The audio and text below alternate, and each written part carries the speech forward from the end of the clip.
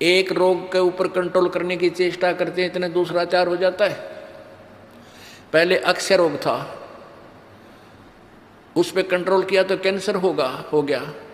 Cancer का भी 10-2% को सहारा मिला तो आगे से एड शुरू होगी।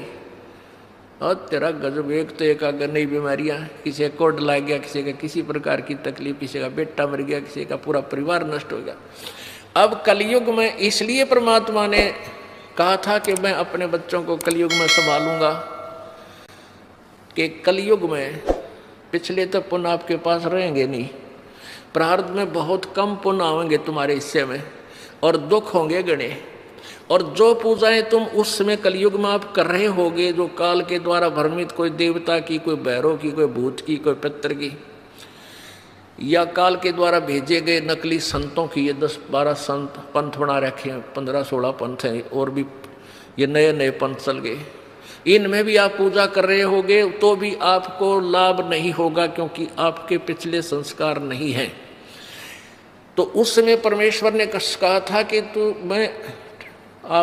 तो काल ने ये कहा था कि कलयुग में इनको ऐसा कर दूंगा, ये भक्ति के योग नहीं रहेंगे, शराबी, कबाबी, स्वार्थी, निर्लज, ऐसी पिक्चरें बना दी। देखते आप देख लो पश्चिमी देशों में नग्न नाच हो रहा है, सरेआम जो घूम रहे हैं जैसे पशु घूमया करें नंगे, कोई कुर्ते के छोटे छोटे कपड़े पहनकर बहन बेटियां भी सरेआम ऐसे घूम रही है।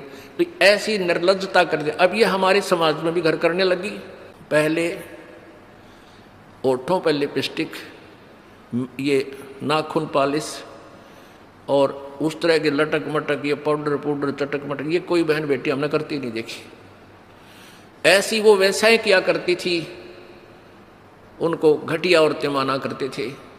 और आज देख लो, जब कोई भी पीछे नहीं रही बहन बेटियां, इसी बूंदी पालिश लाऊंगी, इस पूरे नौ न लाल कर लेंगी, मुंह ऐसा बूंदा लाल, देखते बूंदा शक्ल भी ना अच्छी लगे।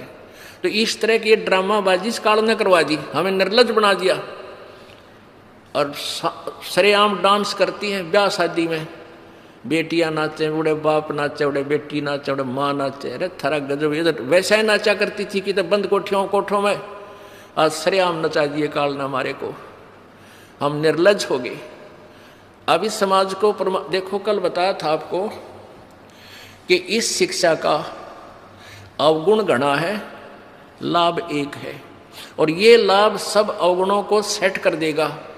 कि अवगुण ये है कि निर्लज्जता, चातुरता, हम एक दूसरे के दोहना प्रिय नहीं रहे,